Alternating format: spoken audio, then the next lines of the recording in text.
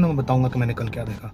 तो कल ईरान और अमेरिका की जंग में डोनाल्ड ट्रंप का एक ट्वीट आया और वो ट्वीट ऐसा लग रहा है जैसे कितना फ्रस्ट्रेशन हो चुका है डोनाल्ड ट्रंप को। वो जीत नहीं पा रहे हैं, वो कुछ नहीं हो पा रहा है, ईरान हार नहीं रहा, स्ट्रेट ऑफ हॉर्मुज़ नहीं खुल रहा। तो उन्होंने ट्यूसडे की डेडलाइन दी है कि ट्यूसडे को it will be a power plant day, it will a bridge day, मतलब ब्रिज उड़ाएंगे, पावर प्लांट उड़ाएंगे। उन्होंने फिर टाइमिंग भी दे दी है कि इतने बजे हम करेंगे।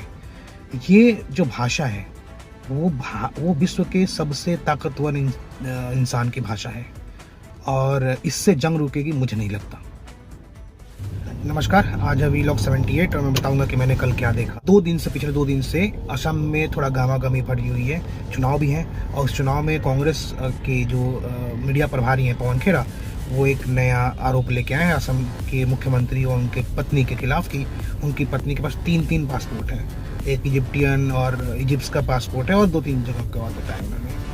उन पासपोर्ट की हवा निकल गई उस आरोप की। जब लोगों ने उसको देखना शुरू किया तो ये पासपोर्ट पता चला कि ऐसा ही सेम पासपोर्ट नंबर और एक सेम डिटेल के साथ वो पासपोर्ट किसी पाकिस्तानी फेसबुक पेज पे था जहाँ पे लॉस्ट एंड फाउंड की इन्फॉर्मेशन होती है। वहाँ से किसी ने उसको उठाया, उस पर रिंकी शर्मा जो असम के मुख्यमंत्री हिमंता की पत्नी है उनकी फ़ोटो को डाला गया, नाम को चेंज किया गया और ऐसा कुछ बनाने की कोशिश की गई AI और फोटोशॉप से। वो दिखने में पता चल रहा है कि कुछ तो गड़बड़ है इसके साथ। तो असम के मुख्यमंत्री की जो पत्नी है वो चली गई पुलिस स्टेशन और उन्होंने केस कर दिया, क्रिमिनल अफेयर्स पवन खेरा के खिलाफ कि आप गलत आरोप लगा रहे हैं। और उसके बाद हिमंता भी आए पब्लिक में और उन्होंने सारे आरोप की कि कैसे कैसे होता है। पवन खेरा ने बताया कि कंपनी रजिस्टर्ड हुई है बेनामी, लेकिन जब प्रेस कॉन्फ्रेंस में बताया गया उनको कि कंपनी तब रजिस्टर हुई जब आपका प्रेस कॉन्फ्रेंस का 48 घंटे पहले कंपनी रजिस्टर हुई। आप बोल रहे हो कि 6 महीने पहले की बात है, तो 48 घंटे पहले कैसे? कहीं ये तो नहीं है कि कांग्रेस ने खुद से कंपनी रजिस्टर करके उसका हिमंता को फंसाने की कोशिश की? क्योंकि हिमंता आए और हिमंता ने एक गौरव गोगोई के नाम की कंपनी बोला कि मैंने 2 मिनट में वो $199 में कंपनी रजिस्टर कर दी गौरव गोगोई के नाम पर। ये कोई भी कर सकता है। उन्होंने ये साबित किया कि ऐसा कोई भी कर सकता है और 48 घंटे पहले इन्होंने तैयार किया और इस तरीके से फैब्रिकेट कर रहे हैं। वो समझता क्या है। खैर, पवन खेरा की बात करें तो पवन खेरा का इतिहास है कि पहले आरोप लगाते हैं, गालियां देते हैं, अभद्र भाषा का प्रयोग करते हैं, फिर उसके बाद जब उन पर आँच आती है, कोर्ट ने बोलते हैं, तो फिर वो जाकर माफ़ी मांग लेते हैं। ये प्रधानमंत्री के लिए भी बहुत अपशब्द का, बहुत गिरी हुई भाषा का, जैसा राहुल गांधी उपयोग करते हैं वैसी भाषा का उपयोग ये भी कर लेते हैं। इसमें इनमें महारतें तपस्या भी कर रहे हैं इसी तरीके से कि ताकि जितना गिरेंगे शायद राज्यसभा मिल जाए। उसके बाद मुझे ये लगता है कि जो आरोप लगाए पवन खेरा ने, ये काउंटर अटैक का मैकेनिज्म है। जब गौरव गोगोई के हिमंता का आरोप है कि गौरव गोगोई की पत्नी पाकिस्तान से लिंक है और उन्होंने साबित किया कि गौरव गोगोई गए भी पाकिस्तान, और गौरव गोगोई ने बोला भी कि मैं पाकिस्तान गया था, मैं रावलपिंडी गया था, मैं तहसीला गया था, मैं गया था। वो इससे डिनाई नहीं किया, वो बोल रहे पाकिस्तान एम्बेसी अब्दुल बासित से मिला भी हूँ। तो वो बात को उस बात का मुद्दा हिमंता उठा रहे थे, उसको काउंटर करने के लिए कांग्रेस लगता है कि ये एक मुद्दा लेके आई है और देखते हैं कांग्रेस को क्या होता है। लेकिन मुझे नहीं लगता इससे असम के चुनाव में बहुत ज़्यादा फर्क पड़ने वाला है। आगे देखते हैं क्या होता है और आगे देखते हैं पवन खेरा के साथ क्या होता है। नमस्कार, आज है वीलॉग 79 और मैं बताऊंगा कि मैंने कल क्या देखा। तो कल मैंने ये एक वीडियो देखा है सोशल मीडिया पे खरगे जी का, आप भी देखिए। अगर कोई इस जहरीला सांप आपके सामने से गुजर रहा है और आप नमाज भी पढ़ रहे हैं, नमाज तोड़ के उस जहरीली सांप को मारना, ये कुरान में कहा है। और मैं यही कहूंगा, आपका नमाज तोड़ने तो परवाह नहीं, ये जहरीला सांप है RSS और BJP। इसको अगर आप नहीं मारेंगे आप कभी बचेंगे नहीं। इसीलिए भाइयों, तो आप मेरे को जल्दी। यहाँ खरगे जी साफ साफ मुसलमानों को उकसा रहे हैं कुरान का हवाला देकर कि जब नमाज में हो तुम तो जहरीला सांप को मारो और BJP RSS जहरीला सांप है, इनको मार के खत्म करो। अगर यही बात भाजपा के किसी एक छोटे से नेता ने भी कही होती हिंदुओं को कि गीता में लिखा धर्मियों का नाश करो और ये कांग्रेस वाला धर्मी है, इनका नाश कर दो, तो अभी आप देखते कि पूरे हिंदुस्तान की मीडिया में और बुद्धिजीवी जगत में क्या हो रहा होता। पूरा सोशल मीडिया इस बात पे भरा हुआ होता कि भाजपा लोगों को रेडिकलाइज कर रही है, लेकिन ये नहीं, ये सही है, ये करना जो खड़गे जी कर रहे हैं ये सही है, क्योंकि भाजपा और आरएसएस के लोगों को मारना जायज है, ये उनका कहना है, ये वो मानते भी हैं, दिल से मानते हैं बात को। दूसरी बात, खड़गे साहब छोटे इंसान नहीं है, खड़गे साहब भारत के सबसे पुरानी राजनीतिक पार्टी के अध्यक्ष हैं, वो जो बोल रहे हैं वो उसमें कन्विक्शन है उनका, वो ये मानते हैं। कांग्रेस के लोग अब आ रहे हैं बोल रहे हैं कि नहीं उनका मतलब ये नहीं था, अरे भाई पहले उनको बता दिया करो कि आप अपना मतलब के साथ बताओ, सब टाइटल के साथ आओ, आप बाद में सब टाइटल उसमें जोड़ रहे हो, तो वो बनावटी लग रहा है, वो लग रहा है कि आप लिपापोती करो, उनका कन्विक्शन उनकी बात पे मत गलत करो, वो आपके नेता हैं, वो जो बोल रहे हैं वो सही बोल रहे हैं, वो अपनी सोच बता रहे हैं, वो कांग्रेस की सोच बता रहे हैं, आप उनको लिपापोती मत करो, आप उनको गलत मत साबित करो, वो जो बोल रहे हैं वही करेंगे। वो 2029 का चुनाव हारने, अगर ये हार गए 2029 का चुनाव भी, तो ये वही करेंगे जो ये आज बोल रहे हैं, ये इनका कन्विक्शन है। नमस्कार, आज है वीलॉग 80 और मैं बताऊंगा कि मैंने कल क्या देखा। तो कल फाइनली 15 दिनों के लिए युद्ध विराम हुआ है इजराइल, ईरान और अमेरिका की जंग में, और इसमें एक देश का नाम बहुत ज़्यादा आ रहा है, वो है पाकिस्तान। और भारत में भी लोग ये बात बोल रहे हैं कि पाकिस्तान कर गया मध्यस्थता, हम क्यों नहीं कर रहे। पहली बात, हमारी कोई ये पॉलिसी रही ही नहीं कि हम दो लड़ाइयों के बीच में पड़ते हैं, हम किसी लड़ाई के बीच में नहीं पड़ते, 50 साल से नहीं पड़ते। इसका ये रीज़न है कि हम भी नहीं चाहते कि हमारी और पाकिस्तान की लड़ाई के बीच में कोई आए, क्योंकि हमारा सिग्नल एग्रीमेंट है इसका कि हम भारत पाकिस्तान के बीच में किसी की मध्यस्थता स्वीकार नहीं करेंगे, एग्रीमेंट है। आज आप किसी की लड़ाई में जाओगे, कल को वो भी आपकी लड़ाई में आएगा, पहली बात। दूसरी, पाकिस्तान को अमेरिका ने चुना है मध्यस्थता करवाने के लिए। इसका कारण ये है कि अमेरिका का ही पालतू रहा है पाकिस्तान शुरू से। पाकिस्तान ने अपने एयर बेसेस दिए, पाकिस्तान ने अपनी फौज दी अफगानिस्तान में लड़ने के लिए। आज भी पाकिस्तान के एयरबेस पे नूर खान पे खास करके अमेरिकन का कब्जा है, तो वो दे रखा है।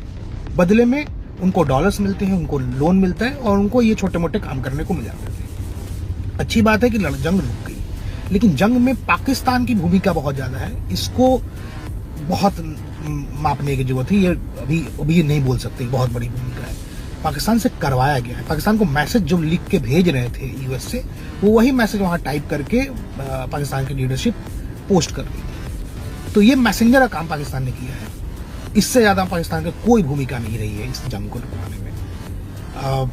खैर, अब जंग रुक गई है तो पेट्रोल के दाम, क्रूड ऑयल के दाम थोड़े कम हुए हैं, कल मार्केट भी ठीक हुआ है। देखते हैं ये जंग कितने दिन तक रुकती है, क्योंकि ईरान कुछ अलग शर्तें बोल रहा है, अमेरिका कुछ अलग शर्तें बोल रहे हैं। 10 तारीख को ये इस्लामाबाद में मिलने वाले हैं, तो उसके बाद फाइनल डिसीजन होगा कि ये जंग रुकी है या जंग जारी। आज है वीलॉग 81 और मैं बताऊंगा कि मैंने कल क्या देखा। तो जैसा कि कल की वीडियो में मैंने बोला था कि युद्ध विराम तो हुआ है, लेकिन युद्ध विराम पे भरोसा कैसे कर सकते हैं, ये हुआ।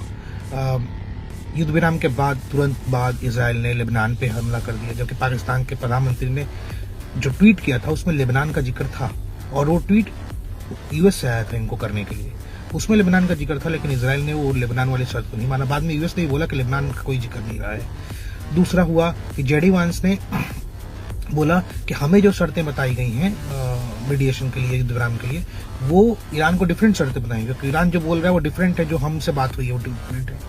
तो जो बीच में मीडिएशन कर रहा है वो पता नहीं क्या कर रहा है, पाकिस्तान के कुछ उनको कुछ बोल रहा है, इनको कुछ बोल रहा है। इस चक्कर में कंफ्यूजन क्रिएट हो गई है, ये जेडी वांस बोल रहे हैं, ये बहुत क्रिएट है। ये अब क्या हुआ कि पहले बोला कि स्ट्रेट ऑफ हॉर्मुज़ खुल जाएगा, ईरान ने बंद कर दिया उसको। कल मात्र 3 जहाज वहां से निकल पाए, कोई कुछ नहीं खुला। तो अब जाके चीजें फंस गई हैं, चीजें बहुत फंस गई हैं। कल आज 10 तारीख है और आज पाकिस्तान में इस्लामाबाद में अमेरिका और ईरान की मुलाकात होने वाली है, बातचीत होने वाली है। देखेंगे क्या होता है, क्या टेबल पे बैठ के कंफ्यूजन दूर हो सकती है। जो पाकिस्तान ने रायता फैला दिया, क्या वो पाकिस्तान रायता समेटवाने में भी हेल्प कर सकता है, क्योंकि किसी को कुछ बोल रहा है, किसी को कुछ बोल रहा है। 2 पार्टियां हैं, दोनों को अलग अलग चीजें बताई जा रही है।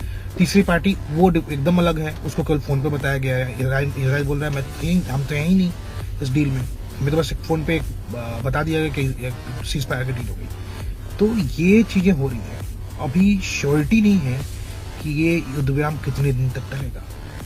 अच्छा हो कि ये युद्ध विराम हो जाए और फाइनल हो, पीस आए, लेकिन जिस तरीके के अविश्वास हैं दोनों पक्षों में, इससे चीज़ें बुरी हो सकती हैं। और विश्वास को बढ़ाने में पाकिस्तान ने कोई कसर नहीं की है। छोड़िए, ये उनका दूल्हे का भी मामा बना हुआ है, दुल्हन का भी मामा बना हुआ है। इस चक्कर में इसने सारा रायता फैला दिया। नमस्कार, आज है वीलॉग 82 और मैं बताऊंगा कि मैंने कल क्या देखा।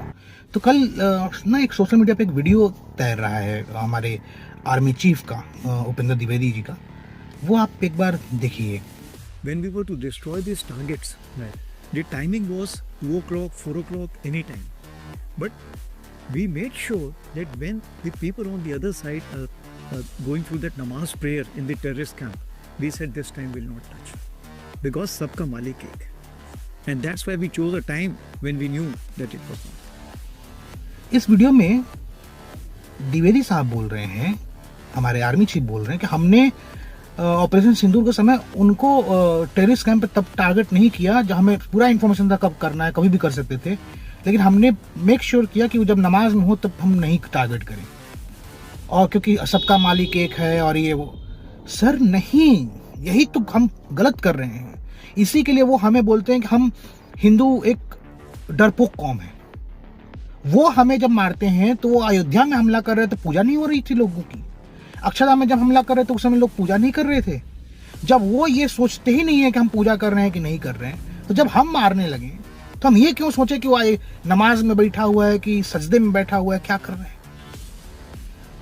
दुश्मन दुश्मन है, जब मौका मिले उसको खत्म करने का तो उस समय ही खत्म करना चाहिए। टेररिस्ट आप बोल रहे हो, टेररिस्ट कैंप था। जब टेररिस्ट कैंप है तो फिर वो टेररिस्ट इस्लाम का थोड़ी है। वो नमाज कर रहा है, वो नमाज तो आपकी मौत की कर रहा है, हिंदुस्तान की ही खत्म करने की कामना पे कर रहा है। तो इससे बढ़िया क्या है कि उसकी दुआ वहां पहुंचे ही नहीं, उससे पहले उसको मार दीजिए। अल्लाह के पास उसकी दुआ ही ना पहुंचे तो उसकी दुआ पहुंचने से पहले उसको खत्म कर दीजिए। ये हम शत्रु बोध कब सीखेंगे, कब हम जानेंगे कि शत्रु कौन है और शत्रु को मारना कैसे है, कब मारना है। ये हम क्यों कह रहे हैं कि वो नमाज में था या वो पूजा, जब वो मारते समय सोच नहीं रहा तो हम मारते समय क्यों सोच रहे हैं। उनका जो आर्मी चीफ है मुनीर, जो फील्ड मार्शल है, वो ये बोलता है कि हम हिंदू और मुसलमान अलग अलग लोग हैं, हम एक साथ कभी नहीं रह सकते। वो बिलीव करते हैं 2 नेशन थ्योरी में, वो बिलीव करते हैं इस चीज में कि हिंदुओं को रहने का कोई हक नहीं है। वो इस पे बिलीव करते हैं। पाकिस्तान आर्मी का ये मोटो है कि गजवाए हिंद होगा एक दिन। और आप बोल रहे हैं कि हमने इसलिए हमला नहीं किया कि नमाज कर रहे थे। आर्मी पे कोई शक नहीं है सर, लेकिन हम इतने ही मानवतावादी नहीं होने चाहिए। जंग में मानवता किनारे रख दीजिए, कृष्ण ने ही बोला था। तो धर्म की स्थापना के लिए ये जरूरी है कि हम अपने शत्रु को पहचानें और उनको उसी तरीके में जवाब दें। धन्यवाद।